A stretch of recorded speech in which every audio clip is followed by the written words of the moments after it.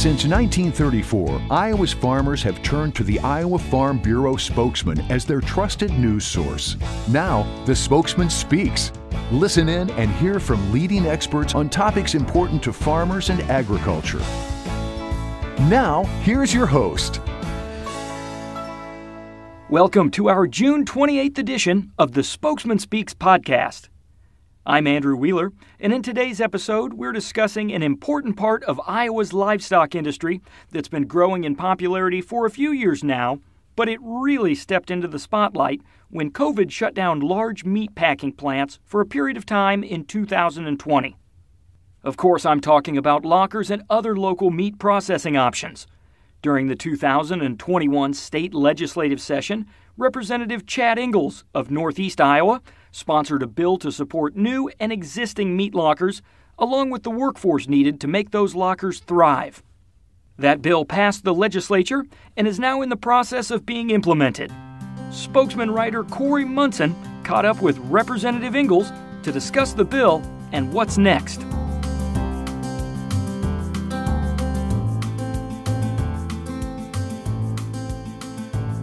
Thank you, Representative Ingels, for joining us today. Now, earlier this year, you wrote and promoted a bill in the Iowa House that supported the creation and expansion of small meat lockers in the state.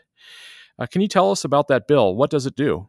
The bill creates a grant program through the Iowa Economic Development Authority to support local lockers across the state that have 50 employees or fewer to increase capacity, increase efficiencies, and provide farmers additional opportunities to brand their product and direct market to consumers.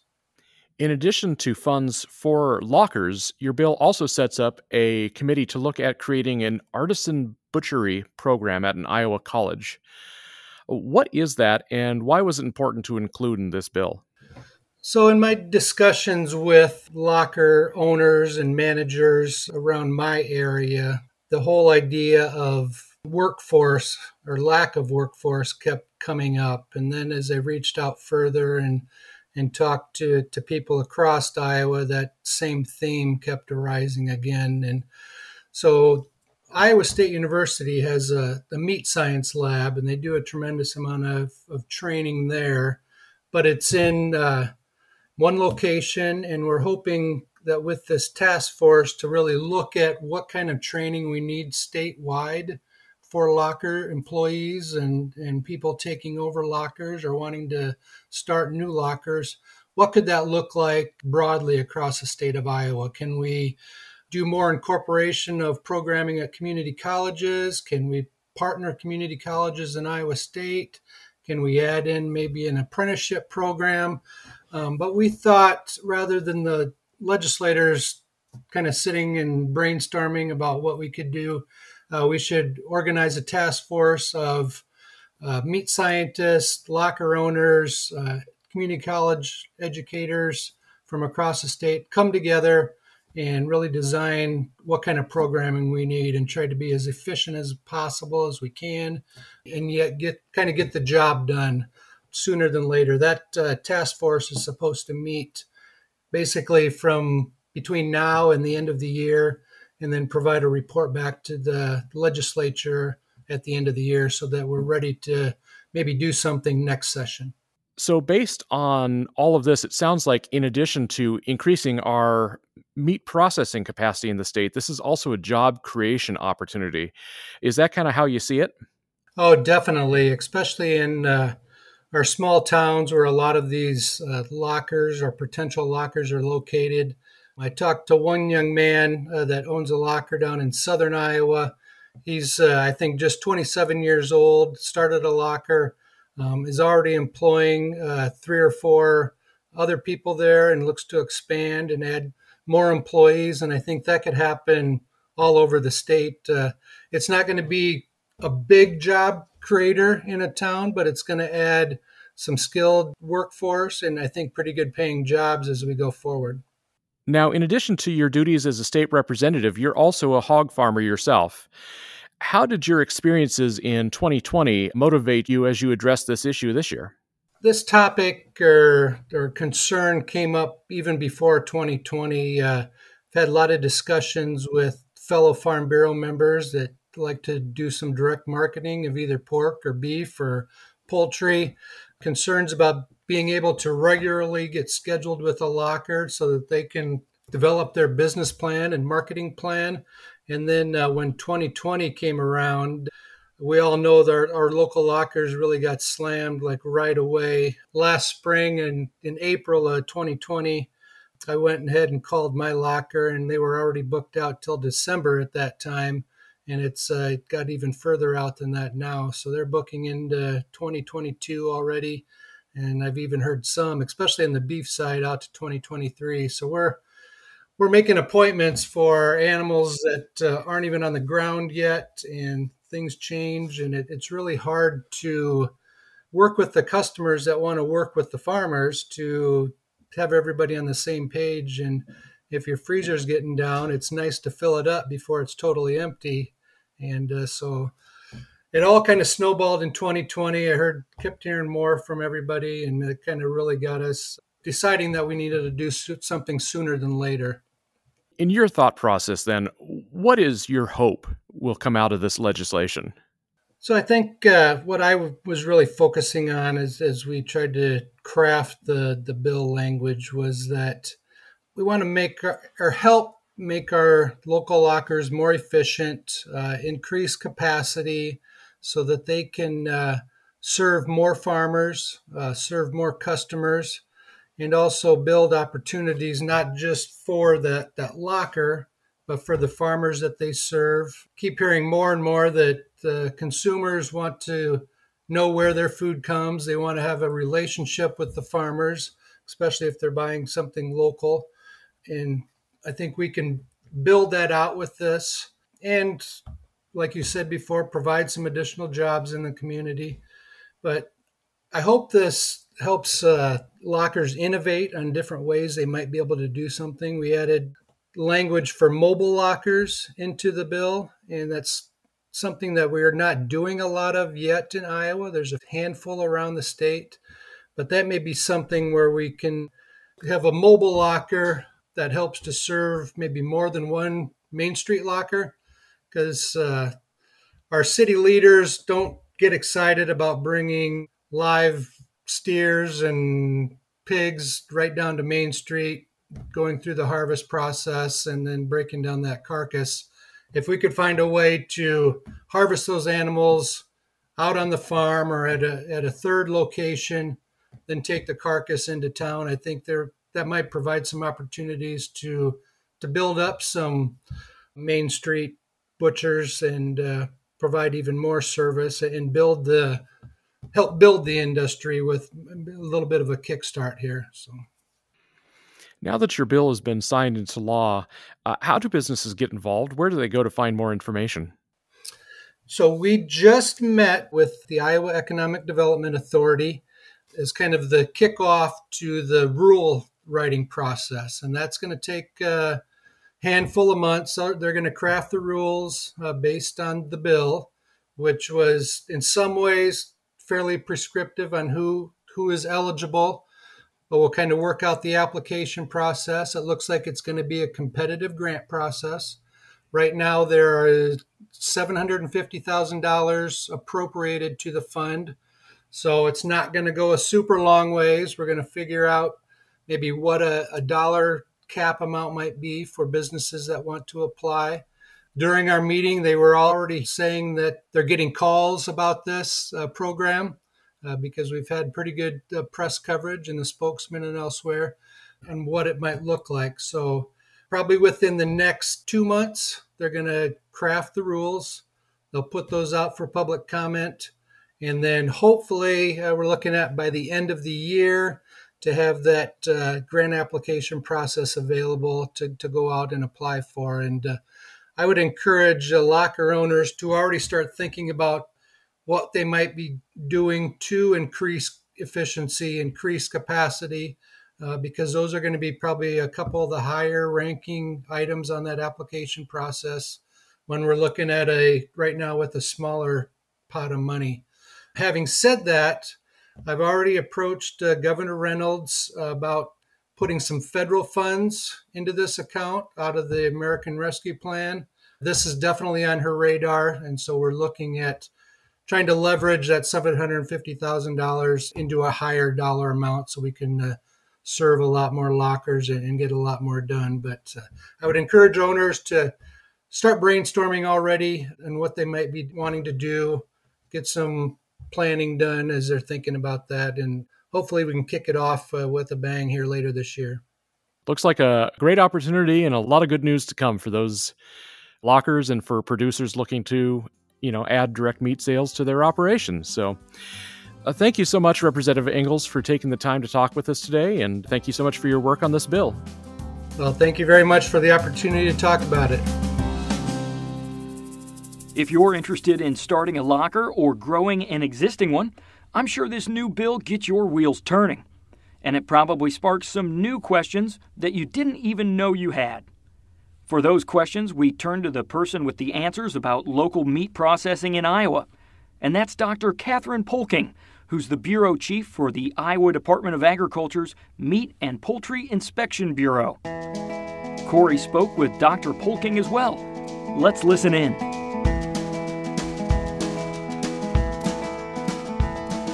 I thank you, Dr. Polking, for taking the time to speak with us today. Given the struggles that we saw within the meatpacking industry in 2020, a new emphasis has really been put on developing small meat lockers around the state. Has your office seen an uptick in interest in building and expanding lockers over the last year? Yes, a pretty tremendous increase. It slowed down a bit, but around this time last year, I think we were getting 2 to 3 phone calls a day asking about opening a new locker. We've seen at least half a dozen new facilities open in the last year, including a couple of old facilities that were reopened and renovated. And at my count, we have more than 20 new facilities currently in the works. That sounds like some fantastic opportunities out there. Can you tell us a little bit about what is involved in opening a new locker or restarting an existing facility that's been shuttered? It's a bit of an undertaking for sure. It usually starts with a phone call to us, or we like it to start with a phone call to us. And we'll discuss your plans with you and what you'd like to do and the requirements that are going to apply for that facility. And that can include construction or remodeling. That's going to be obviously a main step of putting together a new facility. Your equipment purchase, developing your sanitation plans, and any other SOPs that you need, putting together your labels for your products, and making sure that you've got sufficient labor to actually run the facility. So we try to work with everyone that's interested at all stages of that process to make sure that we're explaining those requirements as we go along, that we're directing them to the proper guidance, and kind of helping out where we can to make sure that they are successful and ready to go by the time the facility's up and running. So, first thing they should do is contact your office, like you said. What are the most common questions or misconceptions that you hear?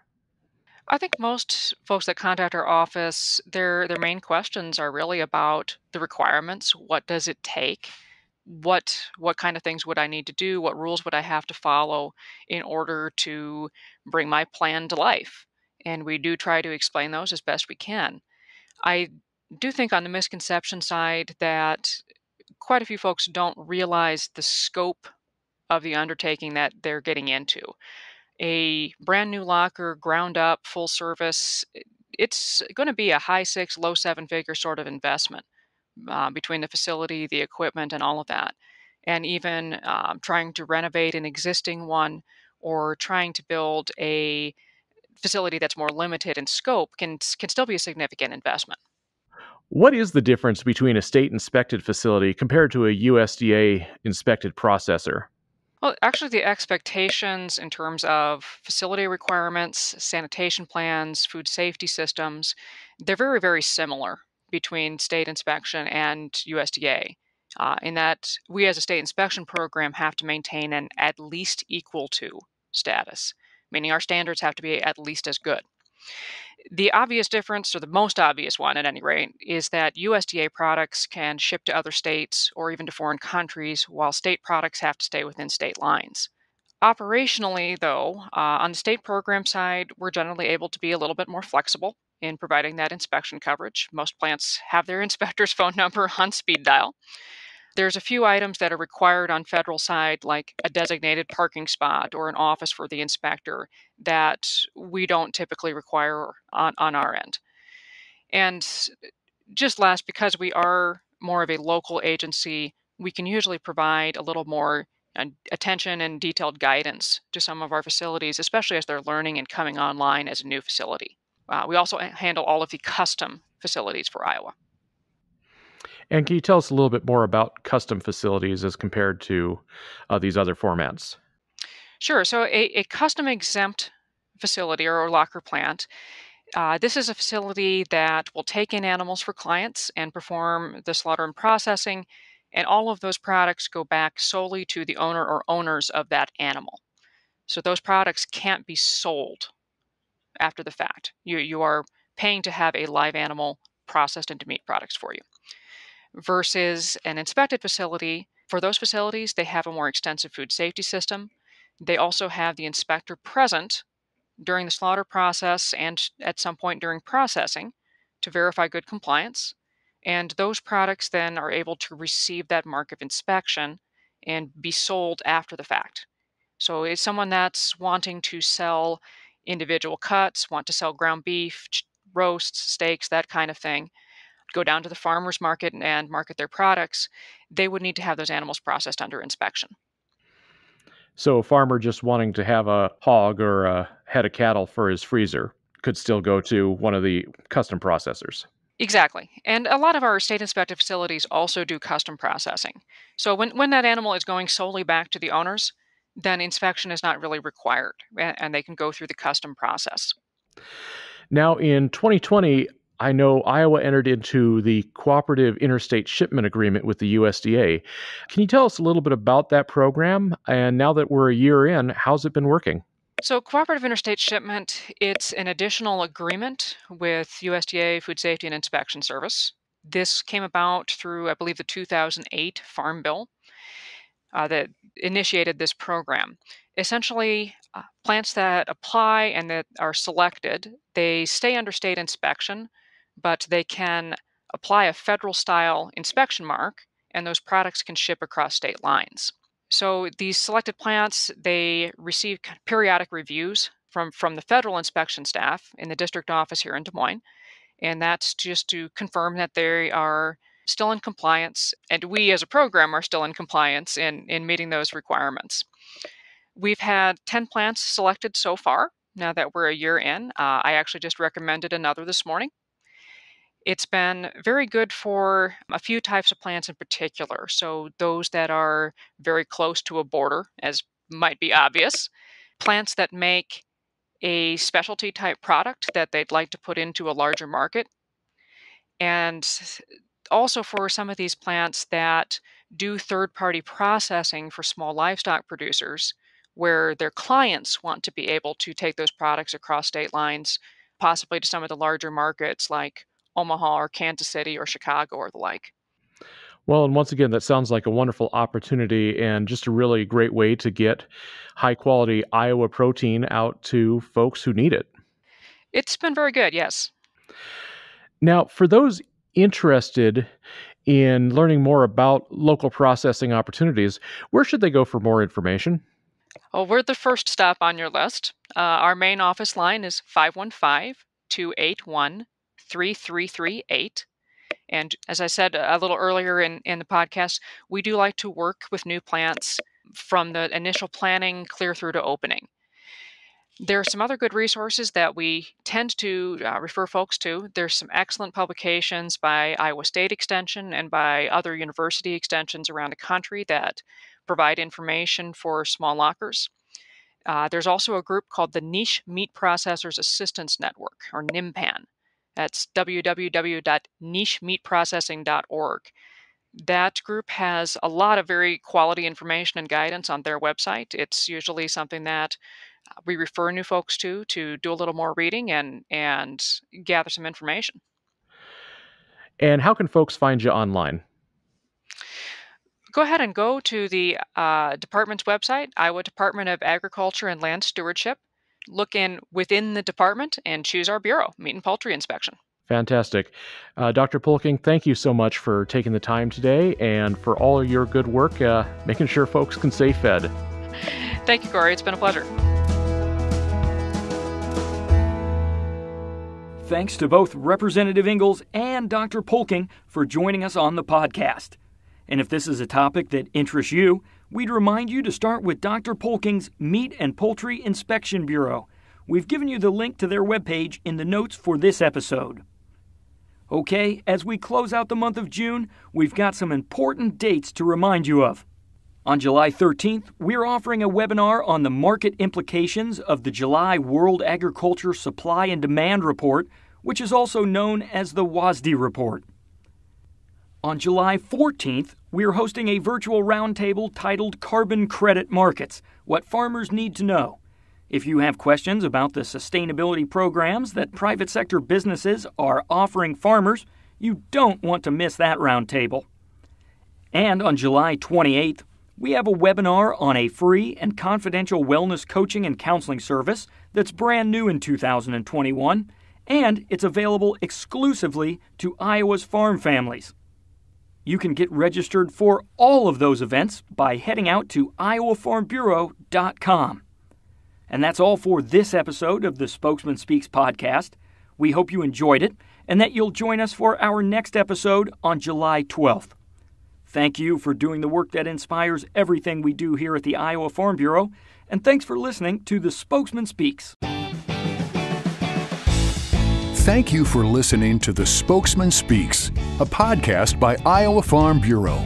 Check out more podcast episodes at iowafarmbureau.com/podcast. You can also find and subscribe to the Spokesman Speaks podcast in the Apple Podcasts app, Google Podcasts, Spotify, iHeartRadio, and other popular podcast apps.